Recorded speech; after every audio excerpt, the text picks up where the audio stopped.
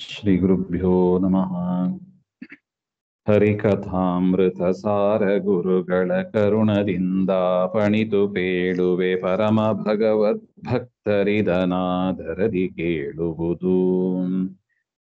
ತಿಳಿಯುವುದೀದೆ ದೇಹದ ತಿಳಿಯುವುದೀದೆ ಒಳಗಿಹ ಎಡಬಲದ ನಾಡಿಗಳೊಳು ದಿವಿಜರನು ಜಲಜ ಸಂಭವ ವಾಯುವಾಣ್ಯಾದಿಗಳು ಬಲದಲ್ಲಿ ಎಲರುಣಿಗ ವಿಹಗೇಂದ್ರ ಚಳಿ ಬೆಟ್ಟಳಿಯ ಷಣ್ಮಹಿಷಿಯರು ವಾರುಣಿ ಕುಲಿಶಧರ ಕಾಮಾದಿಗಳು ಎಡಭಾಗದೊಳಗಿಹರು.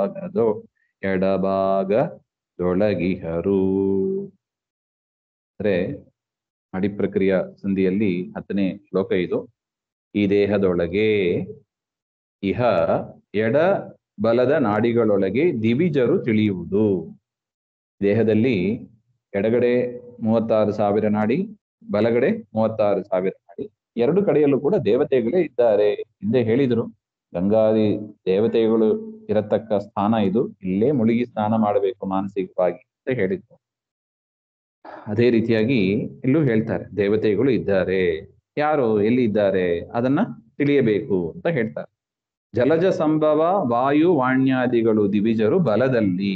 ಹಾಗೆ ಜಲಜ ಸಂಭವ ಅಂದ್ರೆ ಕಮಲದಲ್ಲಿ ಹುಟ್ಟಿದವರು ಬ್ರಹ್ಮದೇವರು, ವಾಯು ಅಂದ್ರೆ ವಾಯುದೇವರು, ವಾಣ್ಯಾದಿಗಳು ಸರಸ್ವತಿ ಮೊದಲಾದ ದಿವಿಜರು ದೇವತೆಗಳು ಬಲದಲ್ಲಿ ಬಲ ಭಾಗದಲ್ಲಿ ಇರತಕ್ಕ ನಾಡಿಗಳಲ್ಲಿ ಇರ್ತಾರೆ. ಯಾರು? ಬ್ರಹ್ಮ, ವಾಯು, ಸರಸ್ವತಿ ಮುಂತಾದ ದೇವತೆಗಳು. ಎಡಭಾಗದಲ್ಲಿ ಎಲರುಣಿಪ ಅಂದ್ರೆ ಶೇಷದೇವರು ಅಂತ, ಗಾಳಿಯನ್ನ ನುಂಗುವವರು ಶೇಷದೇವರು. ಸರ್ಪ ಬದುಕೋದು ಗಾಳಿಯನ್ನ ತೆಗೆದುಕೊಂಡು ಬದುಕ್ತದೆ. ಅದರಿಂದ ಎಲರುಣಿಪ ಅಂದ್ರೆ ಶೇಷ ಅಂತ ಅರ್ಥ. ಬಿಹಗೇಂದ್ರ ಅಂದ್ರೆ ಗರುಡ. ಚಳಿಬೆಟ್ಟಳಿಯ ಅಂದ್ರೆ ಚಳಿಬೆಟ್ಟ ಅಂದ್ರೆ ಹಿಮಾಲಯ. ಅಳಿಯ ಅಂದ್ರೆ ಹಿಮವಂತನ ಅಳಿಯ ಅಂದ್ರೆ ಯಾರು? ರುದ್ರದೇವರು. ಸೊ ಎಲರುಣಿಪ ಅಂದ್ರೆ ಶೇಷದೇವರು, ಬಿಹಗೇಂದ್ರ ಅಂದ್ರೆ ಗರುಡದೇವರು, ಚಳಿಬೆಟ್ಟದ ಅಳಿಯ ಅಂತ ಒಂದೇ ಪದ ರುದ್ರದೇವರು.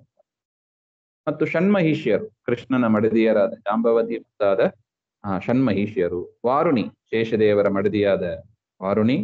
ಕುಲಿಶಧರ, ಕುಲಿಶ ಅಂದ್ರೆ ವಜ್ರಾಯುಧ, ಅದನ್ನ ಧರಿಸಿದವ ದೇವೇಂದ್ರ ಅಂತ ಅರ್ಥ. ಇನ್ನು ಕಾಮಾದಿಗಳು, ಕಾಮ ಮುಂತಾದ ದೇವತೆಗಳು, ಅವರೆಲ್ಲರೂ ಕೂಡ ಎಡಭಾಗದಲ್ಲಿ ಇರ್ತಾರೆ. ಹಾಗೆ ಈ ರೀತಿಯಾಗಿ ದೇಹದ ಬಲಭಾಗದಲ್ಲೂ ಬ್ರಹ್ಮಾದಿ ದೇವತೆಗಳು, ಎಡಭಾಗದಲ್ಲೂ ಗರುಡ, ಶೇಷ, ರುದ್ರ, ಷಣ್ಮಹಿಷಿಯರು, ಸೌಪರ್ಣಿ ಮುಂತಾದವರು ಎಲ್ಲರೂ ಇರ್ತಾರೆ. ಹಾಗೆ ಅಂತ ಅಭಿಪ್ರಾಯ. ಈ ರೀತಿಯಾಗಿ ಈ ಶರೀರ, ಈ ನಾಡಿಗಳು ಯಾವುದು ಜಡ ಅಂತ ನಾವು ತಿಳಿಬಾರ್ದು. ಅದೊಂದು ಮುಖ್ಯ ವಿಚಾರ. ಯಾವುದೇ ನಾವು ಜಡ ಅಂತ ನಾವು ಕಂಡ್ರೂ ಕೂಡ ಅದಕ್ಕೆ ಅಭಿಮಾನಿ ದೇವತೆಗಳು, ಅದನ್ನ ನಿಯಮನ ಮಾಡತಕ್ಕ ಒಂದು ದೇವತೆಗಳು ಇದ್ದಾರೆ ಅಂತ. ಅಭಿಮಾನಿ ದೇವತೆಗಳು ಅಂತ ಅರ್ಥ ಮಾಡಿಕೊಳ್ಳೋದು ಹೇಗೆ ಅಂದ್ರೆ, ನಾವು ಅಗ್ನಿದೇವರನ್ನ ನಾವು ಚಿಂತನೆ ಮಾಡ್ಬೋದು. ಅಗ್ನಿದೇವರ ಶರೀರ ಹೇಗಿರುತ್ತದೆ? ಅಗ್ನಿ ಅಂತೇನೆ ಇರುತ್ತದೆ. ಅದಕ್ಕೆ ಅಗ್ನಿದೇವರ ಅಭಿಮಾನಿ. ಅಗ್ನಿಯಲ್ಲಿ ಬರಬೇಕು ಅಂದ್ರೆ ಅಗ್ನಿದೇವರು ಇರಲೇಬೇಕು. ಅಗ್ನಿದೇವರು ಇಲ್ಲದೆ ಕೇವಲ ಜಡವಾದ ಅಗ್ನಿ ಮಾತ್ರ ಬಂತು, ಸಾಧ್ಯನೇ ಇಲ್ಲ ಅಂತ. ಅದೇ ರೀತಿಯಾಗಿ ನೀರಿನ ರೂಪದಲ್ಲಿ ಇರೋದು ಅಂದ್ರೆ ಯಾರು? ವರುಣದೇವರೇ, ಅವರ ಶರೀರವೇ ನೀರಿನ ರೂಪ. ಅದೇ ರೀತಿಯಾಗಿ ಗಾಳಿ, ಎಲ್ಲದಕ್ಕೂ ಹಾಗೆ ತಿಳ್ಕೋಬೇಕು. ಅಭಿಮಾನಿ ದೇವತೆಗಳು ತುಂಬಾ ಮುಖ್ಯ. ಯಾಕೆಂದ್ರೆ ಬಂತು ನೋಡಿ, ಭಾಗವತದಲ್ಲಿ ನೋಡಿದಂತೆ ನಾವು ಮಹಾ ಉಪಕಾರವನ್ನು ನಾವು ಪಡೀತಾ ಇದ್ವಿ. ಪಂಚಭೂತಗಳು, ಪೃಥ್ವಿ, ಅಪ್, ತೇಜಸ್ಸು, ವಾಯು, ಆಕಾಶ ಅಂತ. ಯಾಕೆ? ಈ ಶರೀರ ನಿರ್ಮಾಣ ಆದದ್ದಾಗಲಿ, ನಾವು ಬದುಕೋದಾಗಲಿ, ನಾವು ತಿಂದದ್ದು ಜೀರ್ಣ ಆಗೋದಾಗಲಿ, ಎಲ್ಲವೂ ಕೂಡ ಈ ಪಂಚಭೂತಗಳೇ. ಅದರಿಂದ ಆ ಪಂಚಭೂತಗಳು ಏನೋ ಒಂದು ಜಡ. ಸೈನ್ಸ್ ಪ್ರಕಾರ ಇದೆಲ್ಲವೂ ಜಡವೇ, ಅವ್ರನ್ನ ನಾನ್ ಲಿವಿಂಗ್ ಥಿಂಗ್ಸ್ ಅಂತಾನೆ ಹೇಳ್ತಾರೆ. ಆದರೆ ನಮ್ಮಲ್ಲಿ ಹಾಗಿಲ್ಲ. ಹೌದು, ನಾನ್ ಲಿವಿಂಗ್ ಥಿಂಗ್ಸ್ ಹೌದು, ಆದರೂ ಕೂಡ ಅದಕ್ಕೆ ಅಭಿಮಾನಿ ದೇವತೆ ಅಂತ ಒಬ್ಬರು ಅದನ್ನ ನಿಯಮನ ಮಾಡ್ತಾರೆ. ಅವರೇ ಆ ರೂಪದಲ್ಲಿ ಇದ್ದಾರೆ ಹಾಗೆ ಅಂತ ನಾವು ತಿಳಿತೀವಿ. ಜಡವೂ ಹೌದು, ಚೇತನರು ಇಬ್ರು ಮಿಕ್ಸ್ ಆಗಿದ್ದಾರೆ ಅರ್ಥ. ಅಗ್ನಿ ಅಂದ್ರೆ ಅಗ್ನಿ, ಜಡಭೂತವಾದ ಅಗ್ನಿಯೂ ಇದೆ, ಅದಕ್ಕೆ ಅಭಿಮಾನಿಯಾದ ಅಗ್ನಿ ದೇವತೆಯೂ ಇದ್ದಾರೆ, ಅವರ ನಿಯಾಮಕರಾಗಿ ವಾಯುದೇವರು ಇದ್ದಾರೆ, ಅವರ ನಿಯಾಮಕನಾಗಿ ಪರಮಾತ್ಮನೂ ಇದ್ದಾರೆ. ಅದರಿಂದ ಜಡ ತತ್ವಾಭಿಮಾನಿ ದೇವತೆ, ಮುಖ್ಯ ಪ್ರಾಣ, ಪರಮಾತ್ಮ, ಲಕ್ಷ್ಮೀನಾರಾಯಣರು. ಇವರನ್ನ ಎಲ್ಲ ಕಡೆ ಚಿಂತನೆ ಮಾಡ್ಬೇಕು. ಎಲ್ಲೆಲ್ಲಿ ನೋಡ್ತೀವೋ ಅಲ್ಲೆಲ್ಲಿ ಚಿಂತನೆ ಮಾಡ್ಬೇಕು. ಒಂದೊಂದಕ್ಕೂ ಒಂದೊಂದು ಅಭಿಮಾನಿ ದೇವತೆಗಳು ಅಂತಿದ್ದಾರೆ. ತಿನ್ನುವ ಅನ್ನ ಇರಬಹುದು, ಯಾವುದೇ ಇರಲಿ, ಪ್ರತಿ ಒಂದಕ್ಕೂ ಕಾಲಿಗೆ ಹಾಕೊಳ್ಳುವ ಚಪ್ಪಲಿ ಇರಬಹುದು, ಉಡುವ ವಸ್ತ್ರ ಇರಬಹುದು, ಎಲ್ಲದರಲ್ಲೂ ದೇವತೆಗಳು ಇದ್ದಾರೆ. ವಾಯುದೇವರು ಇದ್ದಾರೆ, ಪರಮಾತ್ಮನು ಇದ್ದಾರೆ. ಅದೇ ರೀತಿಯಾಗಿ ನಾಡಿಯಲ್ಲೂ ಕೂಡ ಈ ರೀತಿಯಾಗಿ ಚಿಂತನೆಯನ್ನ ನಾವು ತಿಳಿಯತಕ್ಕದ್ದು.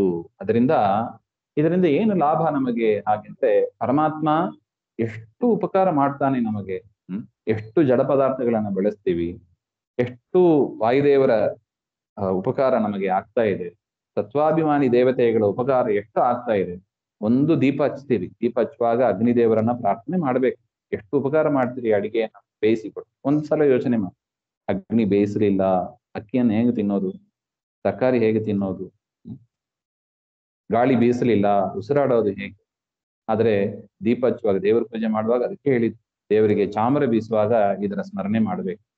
ದೇವರಿಗೆ ದೀಪ ಹಚ್ಚುವಾಗ, ಸ್ವಾಮಿ ನೀನು ಕೊಟ್ಟ ಅಗ್ನಿ ಇದು, ನಿನ್ನ ಸೇವೆಗೆ ಮುಖ್ಯವಾಗಿ ಇರೋದು. ನೀನು ಕೊಟ್ಟ ಗಾಳಿ ನಿನಗೇ ಮುಖ್ಯವಾಗಿ ಇರೋದು. ನೀನು ಕೊಟ್ಟ ಮನೆ, ಮನೆಯಲ್ಲಿ ಪೃಥ್ವಿ ಅಂತ, ಪೃಥ್ವಿ ತತ್ವ. ಅದರಿಂದ ದೇವರಿಗೆ ಒಂದು ರೂಮ್ ಅಂತ, ದೇವರ ಪೂಜಾ ಮನೆ ಅಂತ ಮಾಡ್ಲೇಬೇಕು. ಯಾವ್ದೋ ಒಂದು ಶೆಲ್ಫ್ ಅಲ್ಲಿ ದೇವರಿಗೆ ಅಂತ ಒಂದು ಜಾಗ ಅಂತ ನಾವು ಮಾಡಿ ಇಡಬಾರ್ದು. ದೇವರಿಗೆ ಅಂತ ಒಂದು ಪೂಜಾ ಮನೆ ಇರ್ಲೇಬೇಕು, ದೇವರ ಮನೆ ಆಗ್ಲೇಬೇಕು. ನೀನು ಕೊಟ್ಟ ಮನೆ ನಿನಗೆ ದೇವರ ಮನೆ, ನೀನು ಕೊಟ್ಟ ಗಾಳಿ ಅಂತ ಚಾಮರ ಬೀಸ್ಬೇಕು, ನೀನು ಕೊಟ್ಟ ದೀಪ ಅಂತ ದೀಪ ಮಂಗಳಾರತಿ ಅದನ್ನೆಲ್ಲ ಬೀಸ್ಬೇಕು. ಚಾಮರ ಧೂಮವುಗಳ ಧೂಪಾರತಿ ಅಂತ ಹೇಳ್ತೀವಿ, ಧೂಮದ ಹೊಗೆ, ಅದನ್ನು ಕೂಡ ದೇವರಿಗೆ ಸಮರ್ಪಣೆ ಮಾಡುವಾಗ ಈ ಚಿಂತನೆ ಇರಬೇಕು. ಎಲ್ಲದರಲ್ಲೂ ದೇವತೆಗಳು ತುಂಬಿ ನಿನ್ನ ಸೇವೆಯನ್ನ ಮಾಡ್ತಾರೆ. ಜಡ ಇರಬಹುದು, ಅದಕ್ಕೆ ಅಭಿಮಾನಿಗಳಾದ ದೇವತೆಗಳು ಇರಬಹುದು, ಅದನ್ನು ನಿಯಮನ ಮಾಡತಕ್ಕ ಪ್ರಾಣದೇವರು ಇರಬಹುದು. ಆ ಪ್ರಾಣನಿಗೂ ನಿಯಾಮಕನಾಗಿ ನೀನೇ ಇದ್ದಿ. ದೀಪದ ರೂಪದಲ್ಲೂ ನೀನೇ ಇದ್ದಿ, ಗಾಳಿಯ ರೂಪದಲ್ಲೂ ನೀನೇ, ನಾಡಿಯ ರೂಪದಲ್ಲೂ ಕೂಡ ನೀನೇ ಇರುವುದು. ನೀನಿಲ್ಲದೆ ಯಾವುದು ಆಗಲ್ಲ. ಈ ಜ್ಞಾನ ಯಾಕೆ ಅವಶ್ಯಕ ಹಾಗೆಂದ್ರೆ, ದೇವರ ಮಹಿಮೆ, ದೇವರ ಒಂದು ಕರುಣೆ, ದೇವರಿಂದ ಎಷ್ಟು ಉಪಕಾರ ನಾವು ಪಡಿತೀವಿ ಕ್ಷಣ ಕ್ಷಣದಲ್ಲೂ. ಈ ಜನ್ಮದಲ್ಲೂ ಅಷ್ಟೇ, ಹಿಂದೆ ಎಷ್ಟೋ ಜನ್ಮಗಳು ಹೋಗಿದೆ, ಆ ಜನ್ಮದಲ್ಲೂ ನಮ್ಮ ಜೊತೆಗೆ ಶರೀರವಾಗಿ, ನಾಡಿಗಳಾಗಿ ಎಲ್ಲ ಪ್ರಾಣಿಗಳಲ್ಲೂ ಇರುತ್ತವೆ. ಯಾವ ಪ್ರಾಣಿಗಳಲ್ಲೂ ನಾಡಿಗಳು, ರಕ್ತಗಳು ಇದ್ದೇ ಇರುತ್ತವೆ. ಅಲ್ಲಿ ಇದ್ದು ಆ ಪರಮಾತ್ಮನ ಸೇವೆ, ನಮ್ಮ ಸೇವೆ ಅಲ್ಲ ಇದು. ದೇವತೆಗಳು ಮಾಡೋದು, ಪ್ರಾಣದೇವರು ಮಾಡೋದು ಯಾರ ಸೇವೆ ಹಿಂದೆ ಹೇಳಿದ್ರು. ಅದನ್ನು ಕೂಡ ಮೂಲೇಶನ ಸೇವೆಯನ್ನ ಮಾಡುವವರು ಆ ದೇವತೆಗಳು ಇದ್ದು, ಮೂಲೇಶನ ಪರಮಾತ್ಮನ ಬಿಂಬರೂಪಿಯಾದ ಪರಮಾತ್ಮನ ಸೇವೆಯನ್ನ ಮಾಡ್ತಾ ಇದ್ದಾರೆ. ಹಾಗೆಂದ್ರೆ ನಾವು ಕೂಡ ಏನ್ ಮಾಡ್ಬೇಕು, ಎಲ್ಲವನ್ನು ಕೂಡ ದೇವರ ಸೇವೆಗಾಗಿ ನಾವು ಮೀಸಲಿಡ್ಬೇಕು. ಹೆಂಡತಿ, ಮಕ್ಕಳು, ಅಥವಾ ನಮ್ಮ ಯಾರೇ ಬಂಧು ಬಾಂಧವರು, ಮನೆಗೆ ಏನೇ ಸಂಪತ್ತು ಬರಲಿ, ಮನೆಗೆ ಏನೇ ವಸ್ತ್ರ ತರಲಿ, ಸಾಮಾನುಗಳು ತರಲಿ, ಎಲ್ಲ ದೇವರಿಗೆ ಆ ಫಸ್ಟ್ ಮನಸ್ಸಿನಲ್ಲಿ ಆ ಭಾವನೆ ಬರ್ಬೇಕು. ದೇವರಿಗೆ ಮೀಸಲು, ದೇವರ ಸೇವೆಗೆ ಇದು ಇರೋದು ಹಾಗೆಂಬುದನ್ನ ಮಾಡಬೇಕು ಎನ್ನುವ ದೃಷ್ಟಿಯಿಂದ ಗುರುಗಳು ಈ ರೀತಿಯಾಗಿ ನಮಗೆ ತಿಳಿಸಿಕೊಡ್ತಾ ಇದ್ದಾರೆ.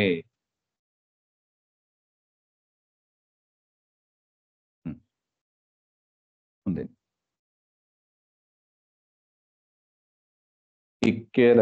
ಇಕ್ಕೆಲದೊಳಿಹ ನಾಡಿಯೊಳು ದೇವರ್ಗಳಿಂದೊಡನಾಡಿ ನಾಡು ತಲಿಪಂ ಬಕ್ಕಿದೆರೇನು ಜೀವರಧಿಕಾರಾನುಸಾರದಲ್ಲಿ ತಕ್ಕ ಸಾಧನ ಮಾಡಿಸು ತಕ್ಕರದಿ ಸಂದೈಪ ಭಕುತರ ತಕ್ಕೊಡನು ಅಸುರರ ಸತ್ಪುಣ್ಯಗಳನ ಪಹರಿಪ.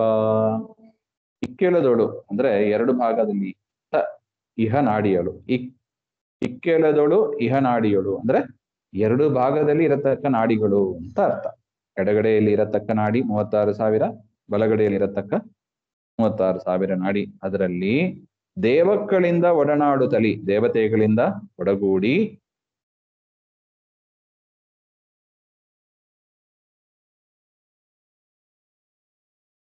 ಕೊಂಬಗ್ಗಿದರೇನು ಅಂದ್ರೆ ಗರುಡನೆಯ ವಾಹನವಾಗಿ ಇರತಕ್ಕ ಕೊಂಬಗ್ಗಿ ದೇವನು, ಹಾಗೆಂದ್ರೆ ಗರುಡ ವಾಹನ ಅಂತ ಅರ್ಥ. ಗರುಡ ವಾಹನನಾಗಿರತಕ್ಕ ಪರಮಾತ್ಮ ಅಂತ ಅರ್ಥ. ಪರಮಾತ್ಮನು ದೇವತೆಗಳ ಜೊತೆಗೆ ಸಂಚಾರ ಮಾಡುತ್ತಾ ಶರೀರದಲ್ಲಿ ಜೀವರ ಅಧಿಕಾರಾನುಸಾರದಲ್ಲಿ, ಅಂದ್ರೆ 3 ವಿಧವಾದ ಜೀವರಾಶಿಗಳು, ಸಾತ್ವಿಕರು, ರಾಜಸರು, ತಾಮಸರು. ಸಾತ್ವಿಕರು ಅಂದ್ರೆ ಯಾರು? ವಿಷ್ಣುವಲ್ಲಿ ಭಕ್ತಿ ಮಾಡುವವರು. ತಾಮಸರು ಅಂದ್ರೆ ವಿಷ್ಣುವನ್ನ ದ್ವೇಷ ಮಾಡುವವರು. ರಾಜಸರು ಅಂದ್ರೆ ಪರಮಾತ್ಮನಲ್ಲಿ ಭಕ್ತಿಯೂ ಇಲ್ಲ, ದ್ವೇಷವೂ ಇಲ್ಲ, ಉದಾಸೀನರಾಗಿ ಇರತಕ್ಕವರು ಅರ್ಥ. ಈ ರೀತಿಯಾಗಿ 3 ವಿಧವಾದ ಜೀವರಾಶಿಗಳು, ಅದು ಸ್ವಭಾವದಲ್ಲೇ ಆಗಿದೆ, ಯಾರು ಸೃಷ್ಟಿ ಮಾಡಿದ್ದಲ್ಲ, ಸ್ವಭಾವ. ಅಂತ ಜೀವರಾಶಿಗಳು ಅವರ ಅಧಿಕಾರ ಅನುಸಾರದಲ್ಲಿ ಅವರವರ ಯೋಗ್ಯತೆಗೆ ತಕ್ಕಂತೆ ತಕ್ಕ ಸಾಧನ ಮಾಡಿಸುತ್ತಾ, ಅವರಿಗೆ ಯೋಗ್ಯತೆಗೆ ತಕ್ಕಂತೆ ಕೆಲವರಿಂದ ಪುಣ್ಯ ಕರ್ಮಗಳನ್ನ, ಕೆಲವರಿಂದ ಪಾಪ ಕರ್ಮಗಳನ್ನ, ಇನ್ನು ಕೆಲವರಿಂದ ಪುಣ್ಯ ಮತ್ತು ಪಾಪ ಎರಡುಗಳನ್ನು ಕೂಡ ಮಾಡಿಸಿ ತಾನು ಮಾಡಿಸುತ್ತಾ ಭಕ್ತರ ಅಕ್ಕರದಿ ಸಂತೈಪ, ಭಕ್ತರನ್ನ ಪ್ರೀತಿಯಿಂದ ರಕ್ಷಣೆ ಮಾಡ್ತಾನೆ. ಅಸುರರಿಗೆ ಸತ್ಪುಣ್ಯಗಳ ತಕ್ಕೊಡನು, ದೈತ್ಯರಿಗೆ ಎಂದಿಗೂ ಕೂಡ ಪುಣ್ಯವನ್ನು ಕೊಡೋದಿಲ್ಲ. ಅವ್ರೇನೇ ಪುಣ್ಯ ಕರ್ಮ ಅಂತ ಅನಿಸಿದ್ರು ಕೂಡ ಅದು ಪಾಪಕರ್ಮವೇ ಆಗ್ತದೆ. ಯಾಕೆ? ಪರಮಾತ್ಮನಲ್ಲಿ ಭಕ್ತಿ ಇಲ್ಲದೆ ದ್ವೇಷದಿಂದ ಏನೇ ಸತ್ಕರ್ಮ ಮಾಡಿದ್ರು ಕೂಡ ಅದು ಪಾಪವೇ ಸಂಪಾದನೆ ಆಗ್ತದೆ. ಅದರಿಂದ ಭಕ್ತಿ ಪ್ರಧಾನ. ಪರಮಾತ್ಮನ ಜ್ಞಾನ ತನ್ಮೂಲಕ ಬರತಕ್ಕ ಭಕ್ತಿ ಅದು ಪ್ರಧಾನ. ಆದ್ರೆ ಅವರಿಗೆ ಸರಿಯಾದ ಜ್ಞಾನವೂ ಇರೋದಿಲ್ಲ, ಅದರಿಂದ ದೇವರ ಮಹಿಮೆಯೂ ಸರಿಯಾಗಿ ಅರ್ಥ ಆಗಿರೋದಿಲ್ಲ, ಅದರಿಂದ ದೇವರಲ್ಲಿ ದ್ವೇಷನೇ ಇರುತ್ತದೆ. ಅಂತವರಿಗೆ ಪುಣ್ಯಗಳನ್ನ ಕೊಡೋದಿಲ್ಲ. ಅಪಹರಿಪ ನೋಡಿ, ದುರ್ಯೋಧನ ಮಾಡಿದ ಪುಂಡರೀಕ ಯಾಗ ಅಂತ ಮಾಡಿದ, ಶ್ರೇಷ್ಠವಾದ ಯಾಗ ಅದು, ವೇದದಲ್ಲಿ ಇರೋದೇ. ಆದರೂ ಕೂಡ ಏನ್ ಬಂತು ಅವನಿಗೆ? ಪಾಂಡವರನ್ನ ದ್ವೇಷ ಮಾಡಿದ ಯಾಗ ಅದು, ಅವನಿಗೆ ಪಾಪನೇ ಬಂತು ಅದರಿಂದ. ಈ ರೀತಿಯಾಗಿ ಚೂರೂ ಕೂಡ ಪುಣ್ಯವನ್ನ, ಅದರಿಂದ ಪುಣ್ಯದ ಮಹತ್ವ ಏನು ಅಂತ ನಮಗೆ ಗೊತ್ತಾಗಲ್ಲ. ಪುಣ್ಯ ಅಂತ ಹೇಳ್ಬಿಡ್ತೀವಿ. ಆದ್ರೆ ದೈತ್ಯರನ್ನು ನೋಡಿ ನಾವು ಕಲಿಬೇಕು. ಯಾಕೆ? ಪುಣ್ಯಕ್ಕಾಗಿ ಒದ್ದಾಡ್ತಾರೆ ಅವರು, ಪುಣ್ಯ ಬೇಕು ಆದ್ರೆ ಅದರ ಮಾರ್ಗನೇ ಗೊತ್ತಿಲ್ಲ ಅವರು. ಸತ್ಕರ್ಮಗಳನ್ನ ಅವರು ಮಾಡ್ತಾರೆ, ಮಾಡ್ಲಿ ನಮಗೂ ಒಳ್ಳೇದಾಗಬೇಕು ಅಂತ ಬಯಸ್ತಾರೆ. ನೋಡಿ ಜರಾಸಂಧಲ ನೋಡಿ, ಶಿವನ ಕುರಿತಾದಿ ಏನು ಮಹಾಶಾಸ್ತ್ರವನ್ನ, ಶೈವಾಗಮವನ್ನು ಓದಿದ್ದೇನು, ಮಾಡಿದ್ದೇನು, ಯಾಗಗಳನ್ನ ಮಾಡೋದೇನು, ನರಬಲಿ ಕೊಟ್ಟದ್ದೇನು. ಆದ್ರೆ ಏನಾಯ್ತು ಕೊನೆಯಲ್ಲಿ? ದೇವರಲ್ಲಿ ಭಕ್ತಿ ಇಲ್ಲ, ಮೇಲ್ನೋಟಕ್ಕೆ ಸತ್ಕರ್ಮ ಅಂತ ಅನಿಸ್ತು ಅವನಿಗೆ, ತಾನು ಮಾಡ್ತಾ ಇದ್ದ, ಪ್ರಯತ್ನ ಪಟ್ಟು ಮಾಡಿದ, ಕೊನೆಯಲ್ಲಿ ಅವನಿಗೆ ಸಮಸ್ಯೆ ಸಿಕ್ತು. ಅದೇ ರೀತಿಯಾಗಿ ಸ್ವರ್ಭಾನು, ಅವನೇನ್ ಮಾಡಿದ? ಅಮೃತ ಬೇಕು ಅಂತ ತಪಸ್ಸು ಮಾಡಿದ, ಕೊನೆಯಲ್ಲಿ ಏನ್ ಮಾಡಿದ? ಅಮೃತ ಬಿತ್ತು ಬಾಯಿಗೆ, ದೇವರ ಕತ್ತನ್ನೇ ಕತ್ತರಿಸ್ಬಿಟ್ಟ. ಅದರಿಂದ ಮೇಲ್ನೋಟಕ್ಕೆ ಅಧಿಕಾರಿಗಳಾದವರು ಯಾರು ಅಂತ ಸರಿಯಾಗಿ ವಿಚಾರ ಮಾಡ್ಬೇಕು. ನಮ್ಗೆ ಅಧಿಕಾರ ಏನು ನಮಗೆ ಗೊತ್ತಿಲ್ಲಲ್ಲ, ನಾವು ಸಾತ್ವಿಕರೋ ರಾಜಸರೋ ತಾಮಸರೋ ಹಾಗೆಂದ್ರೆ ನಾವು ಜಡ್ಜ್ಮೆಂಟ್ ಮಾಡ್ಕೋಬೇಕು. ನನಗೆ ದೇವರಲ್ಲಿ ಭಕ್ತಿ ಇದೆಯೋ ದ್ವೇಷ ಇದೆಯೋ? ಇದ್ರೆ ಸಾತ್ವಿಕರು, ವಾಯುದೇವರಲ್ಲಿ ಮತ್ತು ಪರಮಾತ್ಮನಲ್ಲಿ ಇಬ್ಬರಲ್ಲೂ ಹರಿ ಸರ್ವೋತ್ತಮ ವಾಯು ಜೀವೋತ್ತಮ ಎನ್ನುವ ತಿಳುವಳಿಕೆ ನಮಗೆ ಇದ್ದರೆ, ಭಕ್ತಿ ಇದ್ದರೆ ನಾವು ಕೂಡ ಸಾತ್ವಿಕರು ಅಂತ ತಿಳಿದು ಮುಂದೆ ಹೋಗಬಹುದು. ಹಾಗೆ ಇನ್ನು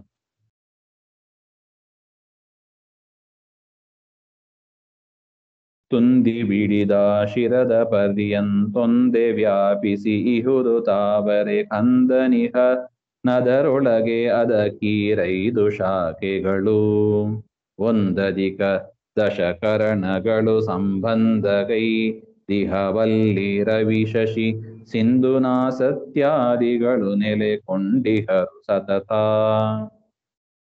ತುಂದಿ ಬಿಡಿದು, ಹಾಗೆ ತುಂದಿ ಅಂದ್ರೆ ಹೊಕ್ಕಳು, ನಾಭಿಯ ಕೆಳಗೆ ಶಿರದ ಪರ್ಯಂತ ಒಂದೇ ವ್ಯಾಪಿಸಿಹದು. ಅಂದ್ರೆ ನಾವು ನಿನ್ನೆ ನೋಡಿದ್ದೀವಿ ನೋಡಿ, ಮೂಲಾಧಾರದಿಂದ ಶಿರ ಪರ್ಯಂತ, ಶಿರ ಅಂದ್ರೆ ತಲೆ, ಶಿರಸ್ ಅಂದ್ರೆ ತಲೆ ಪರ್ಯಂತ ಒಂದೇ ವ್ಯಾಪಿಸಿದೆ. ಅಲ್ಲಿಂದ without any break or without any delink ಅಂತ ಒಂದೇ ಕನೆಕ್ಟಿವಿಟಿಯಲ್ಲಿ ಸುಷುಮ್ನಾ ನಾಡಿ ಅಂತ ಕನೆಕ್ಟ್ ಆಗ್ತಾ ಇದೆ. ಮೂಲಾಧಾರದಿಂದ ತಲೆ ಪರ್ಯಂತ ಇದೆ ಅದು.